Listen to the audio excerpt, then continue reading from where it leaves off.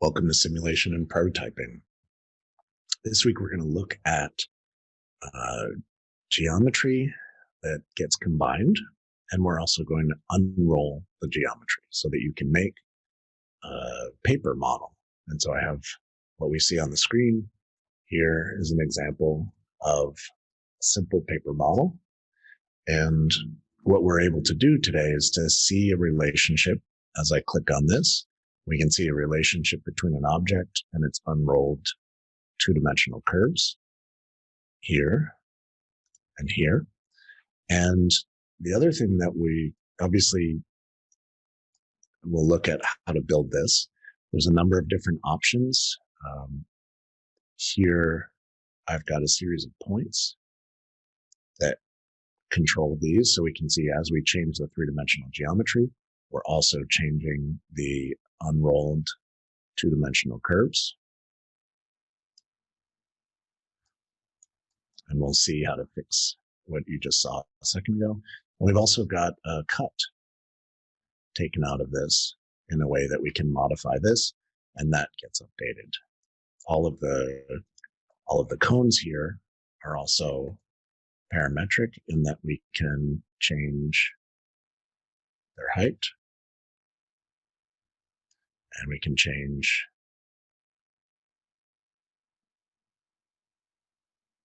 their angle.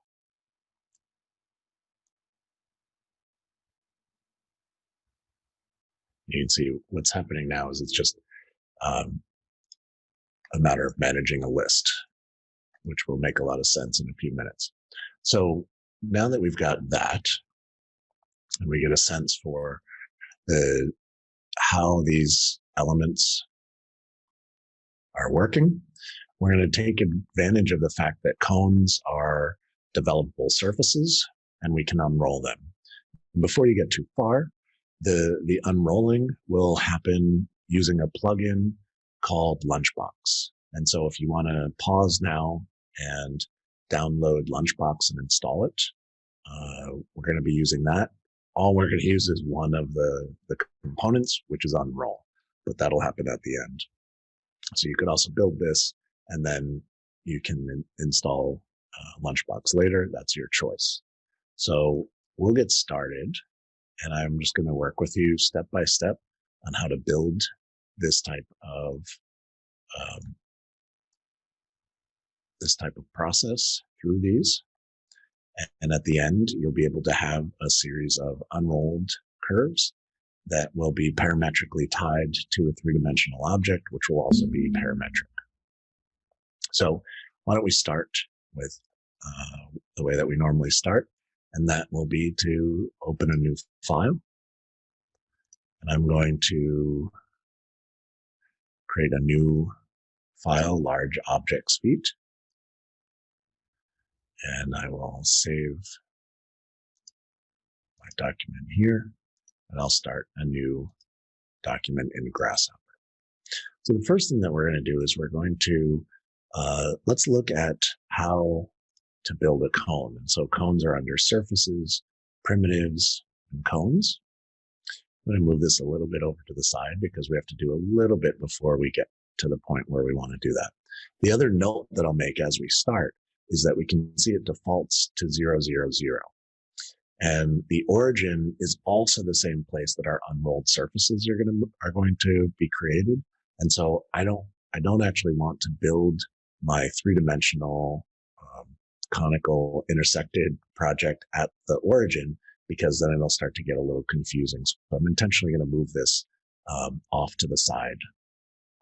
And we've moved back and forth between not having any geometry in Rhino, having some geometry in Rhino. Today, we are going to develop this in a way that we will have geometry in Rhino. And the reason for that is I think it's just a little bit easier for us to manipulate the points in space as a way to control the cones. And so what I'm going to do is start with 6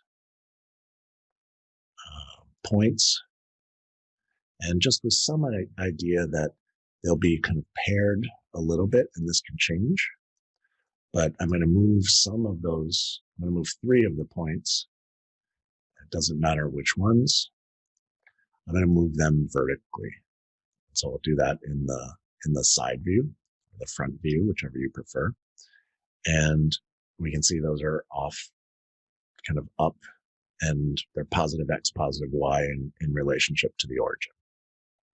So now what I'm going to do is create a set of points, point containers that I'll need 6 of these. And I'm going to space them out so that I have a sense about which one is the top and the bottom, and paired so that I can manage which one is where. And so it doesn't really matter where or how I start, but I'm going to have the bottom point on the bottom. I'm going to set one point, and then I'll set the vertical point tied to that one. So, and we can leave the others.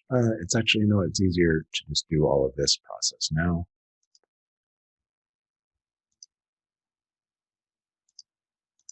The upper point,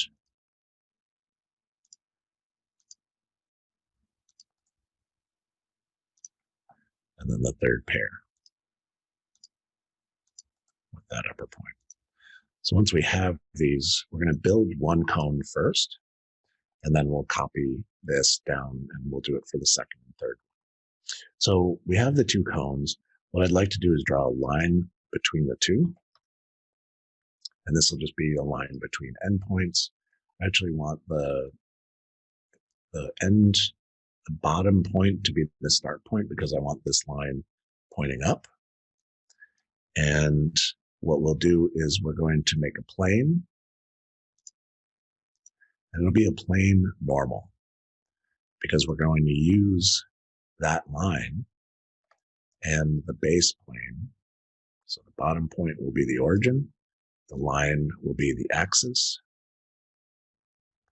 And we see that just flipped on us. And so let's flip that around. So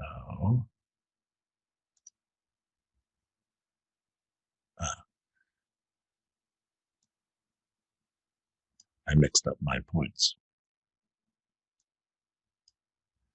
That's what happened. So now we can see a plane on the bottom and a line pointing up. We have a normal or plane tied to that. And our cone needs a base. And so the base will be that plane. And we can see that our cone just moved. Now it's pointing down. So we can even, we may end up flipping this, but actually I think when we use the length, we can use a negative number. And so let's set these up now. So first we'll start with the radius. And just depends where you put those points. I'm going to give myself a slider that's going to start at 10, but it can go to 100, just because I'm not exactly sure how big I want this to be. And that's too big. So I'll make it a little bit smaller. And again, we will be able to adjust these. And so see what makes sense given the size of what you're doing. I'm going to use this same slider for the length. And we'll see what happens in that the length controls the height of the cone. But I want it to be pointing up instead of pointing down. So I can just add this nifty negative component here. And so that the length will then point up. Because ultimately what I want are these cones to be sitting on the ground with the base of the cone, the widest part of the cone on the ground, and then the smallest point pointing up to the sky. So we have the negative of that. And we have our cone. The other thing that I want to do, and you saw it in the earlier example, is that I want to trim the top of the cone. Because I can move this to perspective view too. I want to trim the top of the cone, and I want to do this with the individual cones because each one is going to have a slightly different orientation to it. And so what I'll use for this is an offset plane. And so plane offset under planes. And this will allow us to, it looks for its base plane, which is going to be there. And then the same thing, I'll use another dimension or another slider. And let's see, I think it's also going to have to be negative, but we'll see. It is.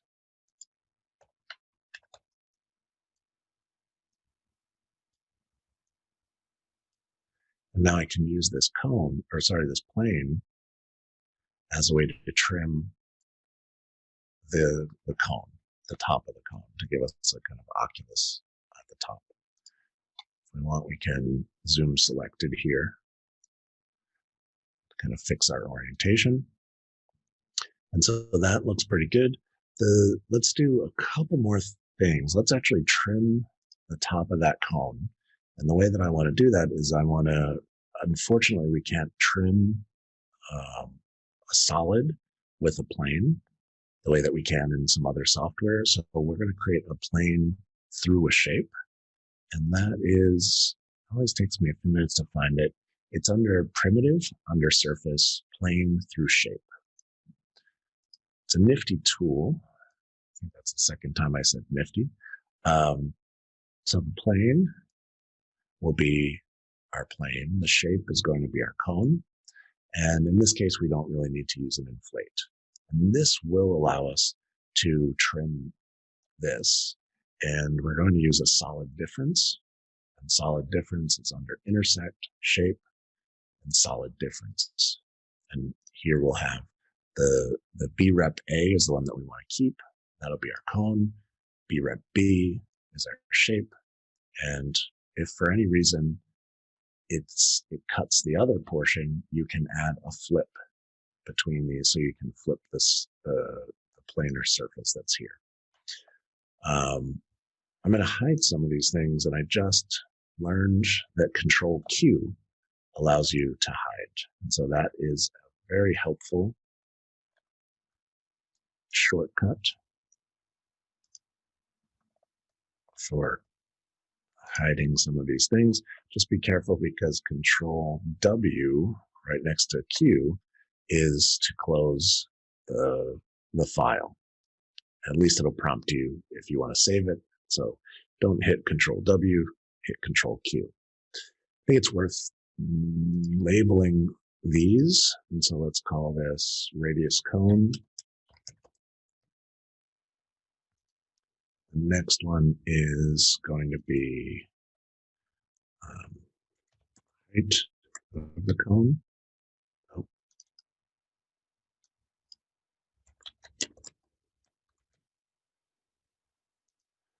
And the other one is going to be the trim. Let's say cone trim. That's the top off. And if we just manipulate these a little bit, we can see that that trim is just moving that plane in and out. We can change this. We can set the maximum to be 10. So we get a little bit more range of movement within here. Obviously, if we change the overall cone, that may need to change. But we can see with the height, it actually looks like we're controlling the radius of the top circle. And that's fine. And then there's the radius of the bottom circle. So now that we have those, that's a little too narrow. The other thing that I want to do actually is set, just for a reference here, I want to set the XY plane so I can see it. And so here's the XY plane. And we can also see it if we look in a side view. I actually want to take my I'm not sure why I have 4 here, but I want to take my low points. Okay, that's why.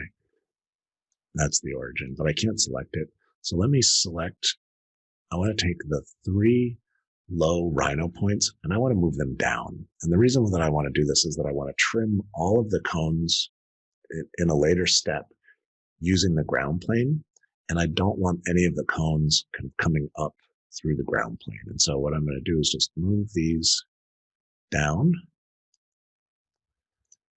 enough so that that will be trimmed. And so this might mean it's also worth moving our vertical points up. And as we do this, let's just look at readjusting, knowing that the ground line is through here. Let's adjust our first cone in terms of its width, where it's being trimmed. So I'm going to adjust the max of that offset plane.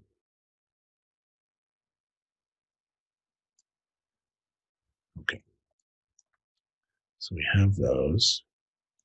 Actually, I'm going to go a little bit higher.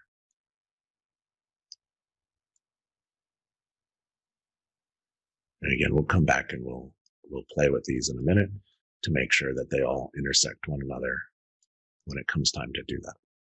So now we have a set of, or we don't have a set yet. I'm going to move my XY plane over, and what I'm going to do is copy all of this down twice.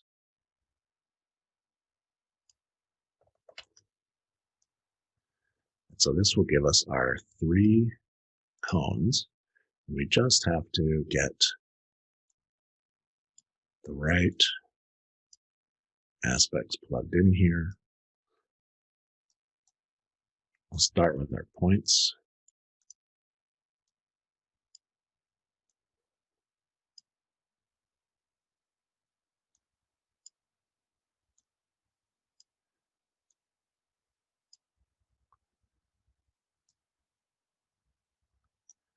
Right now they're sharing a number of things, but we'll manipulate this. And let's see what these other points are coming into. They are tying into the origin. And so we want our bottom point to be the origin. And there we have it. So now we've got 3 similar cones. We can change them slightly. And let's see, here's our second one. I can make it a little wider. I just want to make sure that they all intersect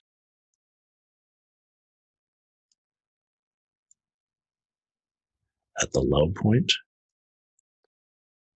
And so that when we start to get this moment where all 3 will trim one another there. We can also manipulate them a little bit as we look from above. Let's say like this point maybe wants to move slightly out. This point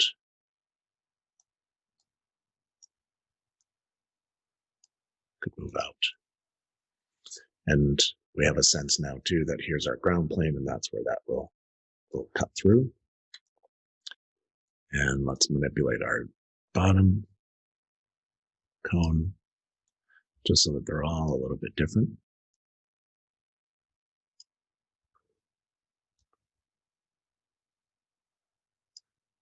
And again, we'll come back and we'll manipulate them. So now that we have those 3 separate, what I'd like to do is union them together. And so this will come at a point where these 3 separate cones and 3 separate elements which have been trimmed, let's solid union them. And so solid union is under intersect shape, solid union. And this will be an easy enough thing that we're just going to hold down our shift and bring each one of these in.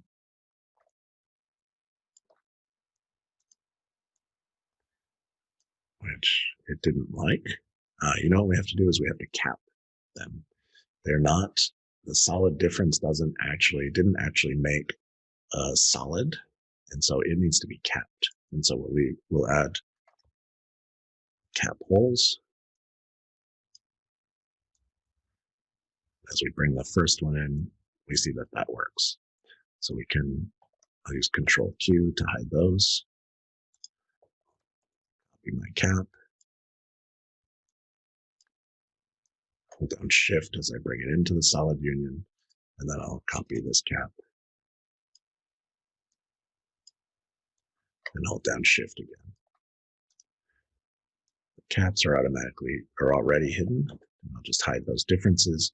So now we end up with these. We can see the interior. We're starting to get the intersection.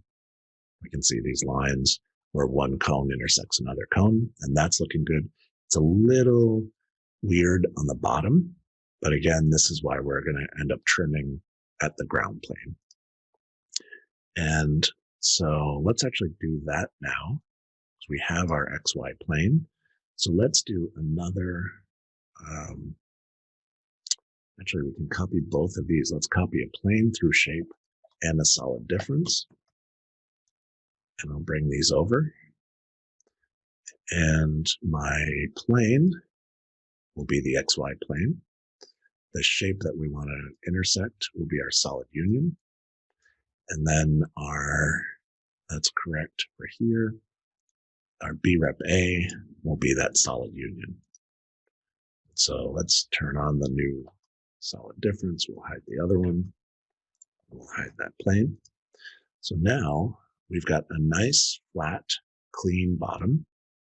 We've got an intersection between all three of the cones.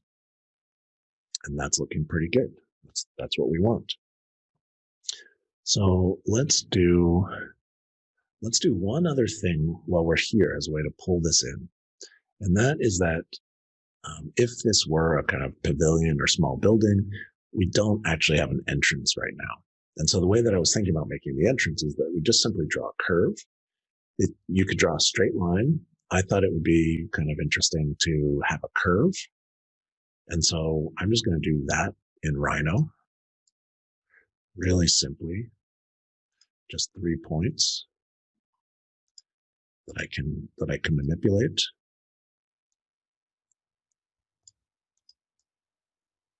And so there on the XY plane, which is where it's defaulting to when I draw in Rhino, I just drew a curved line through there. What I'll do is I'll make a container for that. So that'll be, I was typing container, I was supposed to be typing curve. So we have a curve. Let's assign a curve to that container. And then let's just set this to extrude. A simple Rhino command. We want the base, which is going to be our curve. And then the direction will be Z. We want it to extrude straight up. We see that just happened a little bit, but let's set a slider. Less than 5, less than 10. And we'll set that there. We just want to make sure that that is tall enough, which maybe it's not, to pass through the cone. So actually I'm going to exaggerate it so that, because once I have it here, I'm going to hide it. And so if I exaggerate it enough, I know I won't have to come back and deal with it later. So I'm going to hide the curve. I have that extrude. Let's do a solid difference, another solid difference, where we want to keep our cones, but we want to cut the extrusion out of it. Then I can hide both the previous solid difference and that extrusion. And now we see we get a nice curved cut out of that side. If it's too much, we want to bring it back a little bit. We can just pull the curve out and we see the way that changes. So that's all looking really good. Now we're going to start with our unroll process. So if you want to take a quick break, here's a good moment to do that. But I'm not going to stop just yet with this because I want to get a little bit further. And so what I'd like to do now is that we can unroll all of this, right? But the way that it does it is it's going to overlap all the parts. And so what I would rather do is deconstruct each of these surfaces and unfold specific faces. So we have to do a little bit of management with our lists as we do that. So the first thing that we'll do is we'll deconstruct this. And we'll deconstruct brep. And this is a nice tool that allows us to either get faces or edges or vertices. We want to get the faces from this. And let's do this with a list item. So I can hide the difference. Now we end up with these faces, edges, and vertices here. But we're only going to work with the faces. And so let's get a list item. If we come from the list here, the list item, what we'll do is we'll plug in faces, and then we have an index. I want to turn off the wrap, so I'm going to set the Boolean to false. And then let's see, how many faces are there? There's 8. So why don't I make a slider with 10 and set that for the index. Go all the way to 0. And I can even hide this. Let's see, I'll hide the deconstruct brep. And we can see what we're left with as we move through this. So there's 1, the 2nd, 3rd, 4th, 5th, which we're going to want, and 6th, 7th, and then the 8th. So we'll start with 0. And so we brought all of these things together. We started with 3 separate cones. We brought them together. We worked on them together. And now we're going to split them apart because we want to unroll them separately. And so we'll kind of, I guess it's trifurcate our method right now so that we have 3 separate cones again. So our second one, we just move our slider, is here. Our third one is there. So now we have these 3 elements that are just the conical faces, or the edges, or sorry, the surfaces of these, which are there. And so that works well. And so now let's do, and if you've loaded Lunchbox successfully, you should see Lunchbox up at the top. You really just have to type unroll,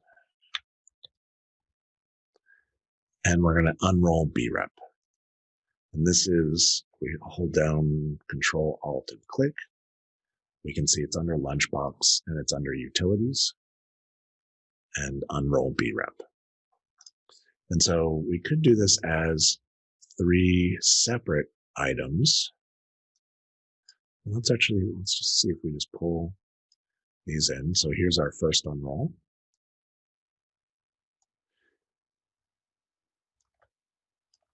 And our second, and our third. And so maybe it's useful at this point just to unroll those separately.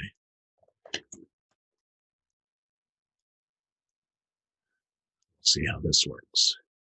Plug this in, second one in, and plug the third one in. Then we can operate on these independently because I want to move them out of the way. And all of that work to avoid the origin. Now we see where these are showing up. That's not a problem. We can move them.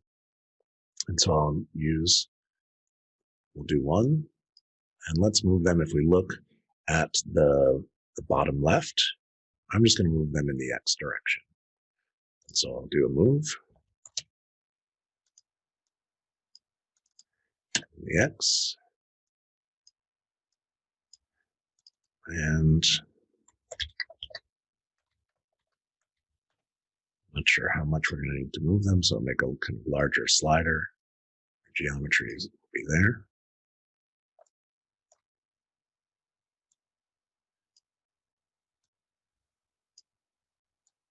Maybe I'll just slide them, remove all of these a little bit so that I can have my slider,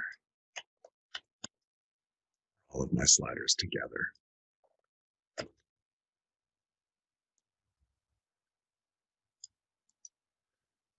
So I'll connect the breps to the moves.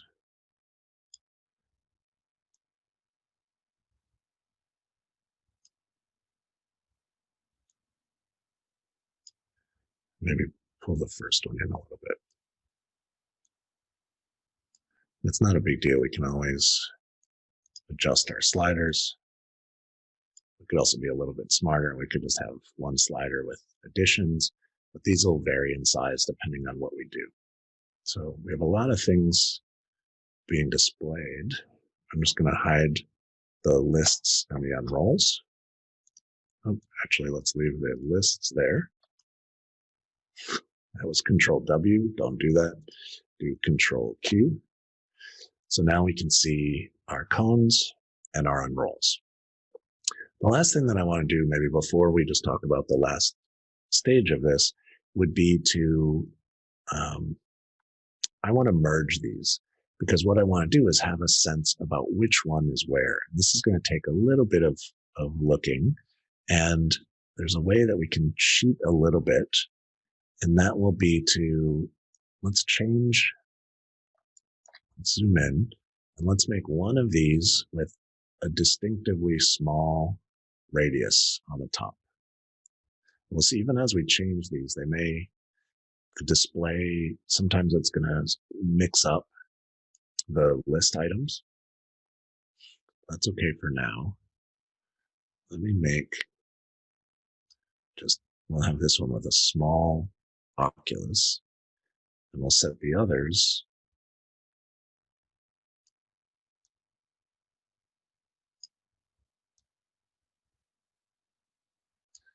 we can't see that. Here's when we go over to our list item, we can find out which is which. So this is the one that shifted to there.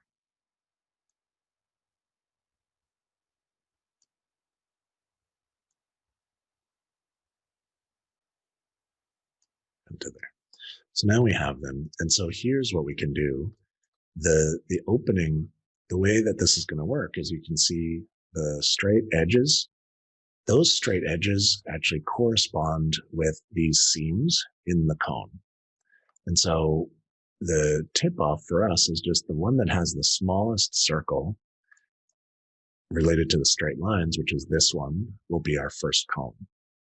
And so if we click here, we see that it's that one. And if we click here, we see that it's this one. And I'm going to do a merge. And so this will just allow us to keep these straight. And so I'll have the move be item number 2, the cone be item number 1. So now as I can actually hide both of these. And now as I click on it, I can see which two correspond to one another. Let's go back to over to here, and let's change a second cone to make it a little more distinctive. Here we can see even one has a larger oculus. That one should be easy to figure out. If I move over, we can see that it's this third one. So let's copy those merges at the end.